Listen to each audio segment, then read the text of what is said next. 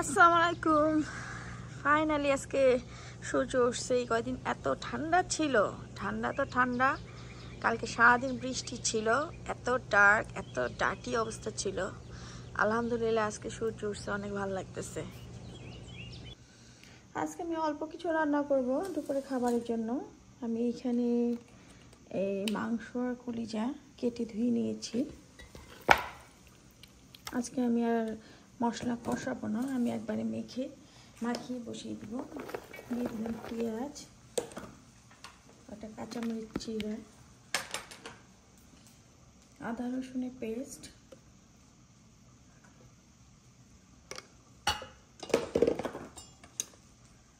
ধনিয়া গুঁড়া,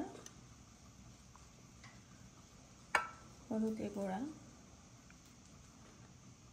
মরিচ, ছোট ধনিয়া, জিরা গুঁড়া, দিয়ে দিব তেল। বেশি পরিমাণে দিব, মাংস যদি মশলা তেল ভালোভাবে বেশি সুন্দরভাবে না দেওয়া হয় ওটা টেস্টও ভালো হয় না। এখন আমি হাতে মেখে নেব।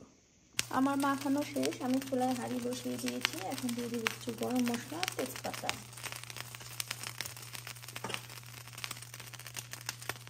মাংস সুন্দর করে যত কষাবেন তত ভালো টেস্ট হবে।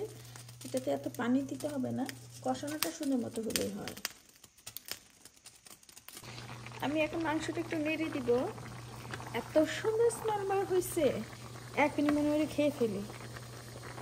আমার মনে আছে কোরবানির সময় আমার আম্মা বড় বড় পাতিলে এরকম মাখায় বসায় তো বেশি মাংস হলে,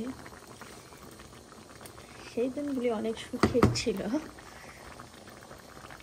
আমার মাংস কষানো হয়ে গিয়েছে, দেখেন কি সুন্দর তেল উঠে গেছে।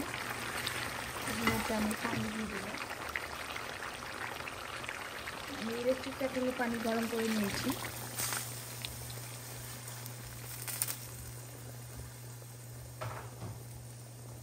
আর মাংসে আলু দিবার জন্য আমি কিছু আলু কেটে পানিতে ভিজিয়ে রেখেছি, নাহলে আলু কালো হয়ে যাবে। আমি এখন আলুটা দিব না, যেহেতু এই দেশের আলু খুব সহজে সিদ্ধ হয়ে যায়। মাংসটা অলমোস্ট হয়ে আসলে আমি আলুটা দিয়ে ঢেকে দিব। এখন তরকারিতে দিয়ে দিব আমি আলুগুলি। বাংলাদেশি মানুষ আর মাংসে আলু হবে না, তাই কি হয়, আলুগুলি সিদ্ধ হলে আমি তরকারিটা নামিয়ে দেব। আমার গরু মাংসের রান্নাটা শেষ। আমি কয়েকটা কাঁচামরিচ দিয়ে এখন 30 সেকেন্ড আমি ঢেকে রাখবো, কাঁচামরিচের সুন্দর স্মেল আসবে, তারপর নামিয়ে দেব। আমার গরু মাংসটা হয়ে গিয়েছে, দেখেন কি সুন্দর আসছে। আমি একটু ঝোল রাখছি, যেহেতু আলু আছে এটা শুকিয়ে যাবে। দেখতেই আমি হয়েছে, তার সাথে সালাদ। আর আজকে রান্না করেছি বিরিয়ানি হবে, আর তার সাথে সালাদ হবে না, তাহলে টেস্ট হবে। আর হাজব্যান্ডের জন্য রান্না করেছি এখানে আমি কোকোরা নুডলস। মাশাল্লাহ সবাই ঘুমাচ্ছে, আমার রান্না টান্না কাজটা শেষ। মেয়ে উঠে আসছে, একটু পাস্তা গরম করে দিয়েছি।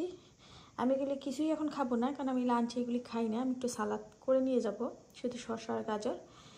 আর কাজের থেকে আসলে আল্লাহর রহমতে রাত্রে হয়তো একটু খাবো।